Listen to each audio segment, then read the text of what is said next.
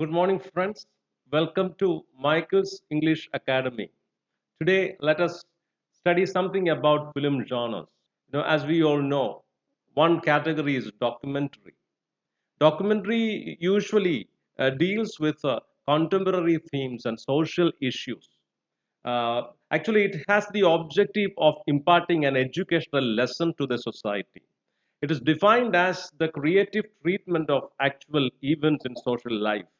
Truth and the speaking subjects are the two important components of a documentary.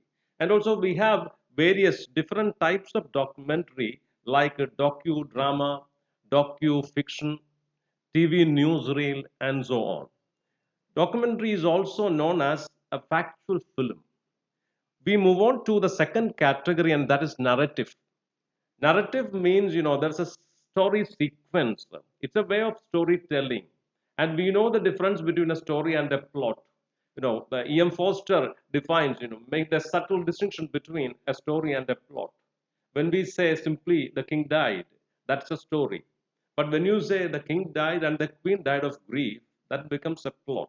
Because there is a cause effect relationship between the sequence of events.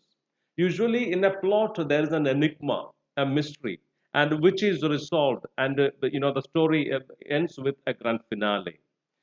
All the harmonious world of events uh, is being disrupted by an unexpected turn of events in the middle of the story, and there's a confusion and a lot of tension, fear, anxiety arises in the spectator. Finally, the story moves through a series of events with cause effect relations, and finally it reaches the conclusion or resolution. All the visual and auditory elements are synchronized in a way to reach to make an effective conclusion. Third one is avant-garde films. Avant-garde is a military term, and after modernism, during the time of world wars, this term is taken into the field of literature, and there are a lot of writers and artists who experimented with the different forms, styles, themes, and all.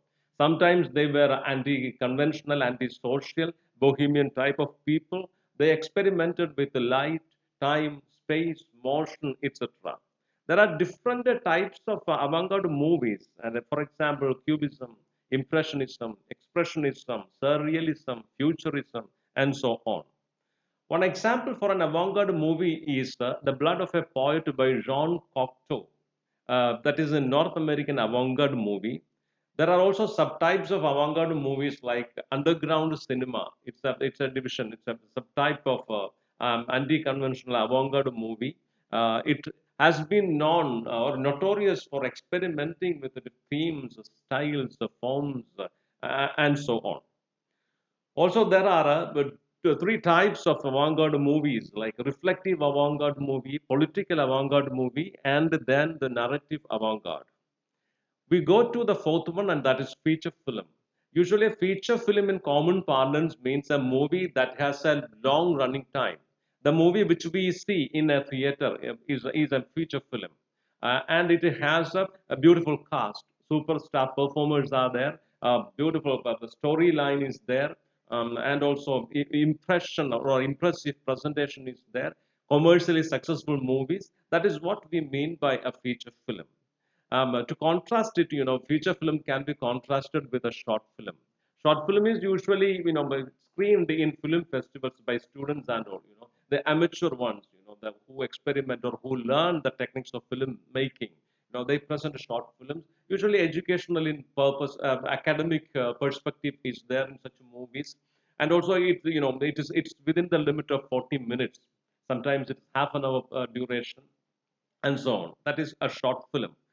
Along with the feature film, we also talk about the double bill.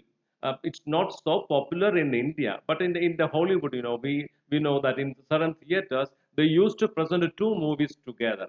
One a long feature film, and consecutively there is a movie which is of shorter duration and of lesser importance. Presenting two movies consecutively, that is what is meant by double bill. We have already explained what a short film is. Then we move on to thriller. Thriller movies generate excitement, anxiety, fear in the spectators. Usually, the story revolves around a crime or struggle for money or for love and so on. And the purpose, the aim is to shock the spectator with such stories. Lot of twists and turns will be there in the plot. Alfred Hitchcock's Psycho is the best example for a thriller movie. Also, then we move on to melodrama. It has its origin from the Middle Ages type of drama called the morality plays. Usually, it deals with a crime theme. War films, westerns, all would come under this particular category. There is a moral dilemma. A lot of conflicts will be there in family relations. Moral ambiguity will be there, and the spectators get some kind of consolation or some kind of entertainment by presenting such ambiguous family relations. And also, the world events like French Revolution, Industrial Revolution, modernization, all these things had effect on the development of melodrama.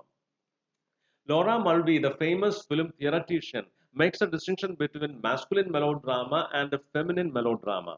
Masculine melodrama will have a grand conclusion, grand finale, whereas feminine melodrama is open ended, it doesn't have a resolution. And also, she talks about the ideological contradictions within a melodrama. That's what I already said. Spectator derives some kind of satisfaction or excitement from the conflict that is presented in family relations, etc. We go to musical. Musical is very much familiar or popular to Indian audience because most of the Bollywood movies are of musical type.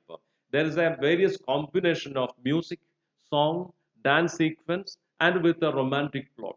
Dilwale Duniya Le Jayenge. Shah Rukh Khan's movies are all known for such musical effect. And also melodramatic musical type of category or a type of comedy that we have in Bollywood. For example, in the Hollywood, Gentlemen Prefer Blondes is one example for that. Cabaret, The Sound of Music, all these things would come under in this category. The purpose is to give a utopian experience for the spectator through entertainment. Then we move on to fantasy. It's a film that tends to explain the realms of the impossible or the magical. Uh, Sometimes, fantasy would include movies like horror movies, fairy tales, adventure movies. All these things would come under this category. The Thief of Baghdad is one example for that. Or Snow White and the Seven Dwarfs is also another example for this. And then we have computer graphics imagery, CGI. Today with this digital technology, we have a lot of innovations going on in the film field.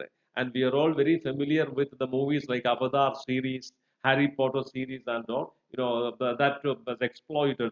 Those are exploited, computer graphics techniques, animatronics, and other features or, other computer-led innovations have crept into the field of films, and a lot of innovations are taking place. Also, sometimes such movies deal with the unconscious and our dream world. Heterosexuality, family themes, they take the main theme for such movies. There are cyborg movies dealing with the theme of the artificial reproduction of human species, to deal with the problem of issue of abortion. And also, there is a psychoanalytic element with regard to this. For example, in fantasy, actually, they are displaying the hidden, unfulfilled desires of the spectator onto the screen. And by seeing the images of their unfulfilled aspirations in a dark room, the spectator derives a kind of voyeuristic pleasure by watching their desires being screened as images on the screen. Let us move on to the next category, that is film noir. It is a subgenre under crime thriller gangster movies. It is characterized by certain features in their settings, in their treatment of themes, visual styles, narrative strategies, characterization, etc. It was first used by a French critic called Nino Frank. Usually, the setting is cityscapes charged with the danger and the corruption, leading to claustrophobia. Chiaroscuro, dark light and shade settings to portray dark night, Sometimes the interior is presented with a low key light setting to create the tension, fear, etc., anxiety, and so on. Urban streets will be there. Characters are usually psychologically perverted or disturbed men and cheating women. There is moral ambiguity, and that is symbolized by giving the profile view of the hero's face. On one side, there is shadow light, and on the other side, it leads to darkness. Sometimes narrative strategy involves convoluted investigation plots, first person voiceover narration. Sometimes there are flashbacks, temporal ellipses, and ambiguous endings. It is influenced by German expressionism and French poetic realism. A reason, the social and economic impact of the World War II. German expressionism goes along with the film noir. It's a modernist movement. It was a rejection against all the realistic modes of representations. What they wanted to present was the dehumanizing effect of technology upon the psyche of man. Rather, we can say the psychological effects of modern technology on the life of the individual. Expressionist sets and also chiaroscuro, high contrast chiaroscuro light settings are the two important features of this stream.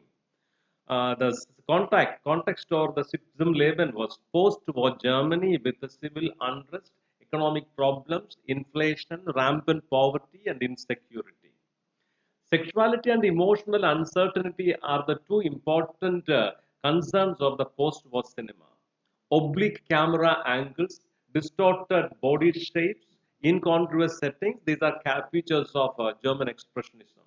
They projected unnatural acts and realities, sometimes subjective and mad world of the characters, set design, lighting, and all the things, arranged in such a way as to squeeze out the psychology of the individual or the characters. Then we move on to the historical movies or a heritage cinema. This type of film is based on historical events, facts, and the lives of great men. For example, Cecil B. DeMille's The Ten Commandments. We have Eisenstein, The Birth of a Nation, Gone with the Wind. Actually, it presents the history of U.S. Civil War. They also say, scholars say that national identity and nationalism of people with a traumatic past that constituted the main theme of historical movies. Also included serious themes like gender relations, class, and sexualities. The elaborate costumes and settings will be there, as we know about the Ten Commandments movie, to recreate the past. Also, there is an ideological function, giving importance to the great moments and the great men of history. Then we move on to the next section, that is mythological films. Mythology, it's an important aspect in the heritage of ancient civilizations like India, Greece, Rome, Egypt, and all. And we have a number of films basing on myths. And also, recently the Carl Jung's psychological theory of collective unconscious archetypes, they also contributed to the development of such movies or reenactment of such stories. For example, archetypal myth, which is universal across the cultures in the world, and also archetypal stories or themes like battles between gods, creation stories, also cautionary tales about the abuse of technology through such themes or through such movies like Jurassic Park, Clash of Titans, Godfather, Raja Harishchandra, Satyavan and Savitri, and so on. Then we move on to road movies. It's also known as picaresque movies. It's a subgenre of travel films. Usually the traveler is a male. Purpose of the travel is self-discovery. Themes like rebellion, escape, discovery, transformation, all these things would be taking place through the story. And also the advent of car that also popularized the road movies. Montage sequences, traveling effects, shots, aerial shots, diegetic music, all these things would constitute as part of this travel movies. Then we have digital movie or digital film. Computer animation used to create alien characters in Terminator 2, dinosaurs in Jurassic Park, result of animatronics and computer animation. In Titanic, Gladiator, etc. Special effects like explosions, bullet hits, smoke, fire, underwater photography. All these things are done using digital technology. If they reduced, the cost of production, no loss of quality in fact, and also easier, it is faster and multi-form delivery is possible. Media convergence possible. That means, the same film can be screened on media mobile devices. It's very convenient way for the spectators. Then the last one is telefilms to broadcast on television, usually on controversial themes. The day after, it's a movie on nuclear war. Then Sweet Charlie, it's on racial prejudice. If the walls could talk, that is on the theme of abortion. So these are the important film genres that we discuss under this paper, under this chapter. Thank you very much. We will come back again with another topic next time. Thank you very much.